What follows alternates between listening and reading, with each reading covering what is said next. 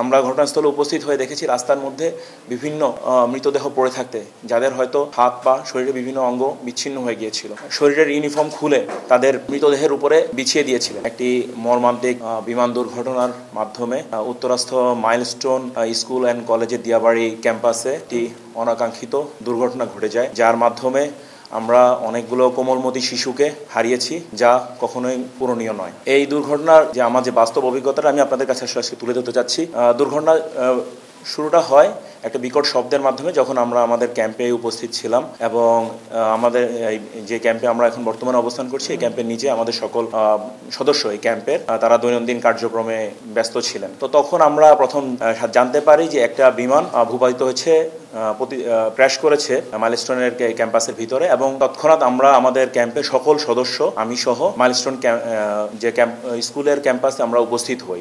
এই ক্যাম্প থেকে ক্যাম্পাসের দূরত্ব 100 থেকে 150 মিটারের মতো, যার কারণে আমাদের উপস্থিত হতে খুব বেশি সময় প্রয়োজন হয়নি। তো আমরা উপস্থিত হওয়ার পরে সেখানে একটা হৃদয় বিদারক পরিস্থিতির সম্মুখীন হই। আমরা দেখতে পাই ছোট ছোট কোমলমতি শিশুরা, যাদের শরীরে যত স্কুলের ইউনিফর্ম ছিল পুড়ে গিয়েছে, তাদের শরীরে যে চামড়া সম্পূর্ণভাবে পুড়ে গেছে অথবা আংশিকভাবে পুড়ে গেছে, যেটা একজন মানুষ হিসাবে, একজন পিতা হিসাবে মেনে নেওয়া অত্যন্ত কঠিন ছিল। কিন্তু আমরা আবেগ, অনুভূতি এবং পেশাদারিত্বের সংমিশ্রণে চেষ্টা করেছি আমাদের এই কোমলমতি শিশুদেরকে উদ্ধার করার জন্য, এই দুর্যোগ থেকে জাতিকে উদ্ধার করার জন্য।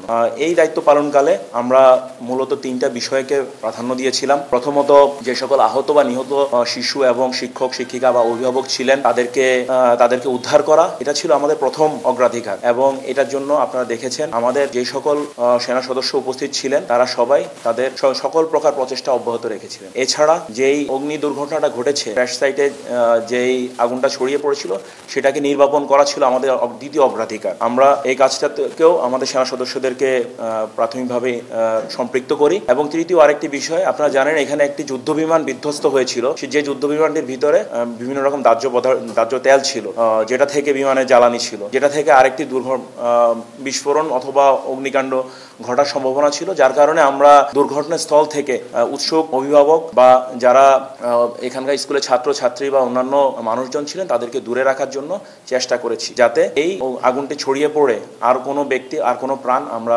হারিয়ে না ফেলি। এক্ষেত্রে আমরা আমাদের সকল সেনা সদস্য, স্থানীয় পুলিশ, ফায়ার সার্ভিস এবং সর্বোপরি মাইলস্টোন স্কুল অ্যান্ড কলেজের শিক্ষার্থীদের আকুণ্ঠ সহায়তা পেয়েছি। মাইলস্টোন স্কুলের শিক্ষার্থীরা এবং শিক্ষকগণ এই কার্যক্রমে আমাদেরকে যথাপযুক্তভাবে সহায়তা করেছেন। সকলের সহায়তার কারণে আমরা আমাদের উদ্ধার কার্যক্রমটাকে বেগবান করতে পেরেছি এবং এই উদ্ধার কাজে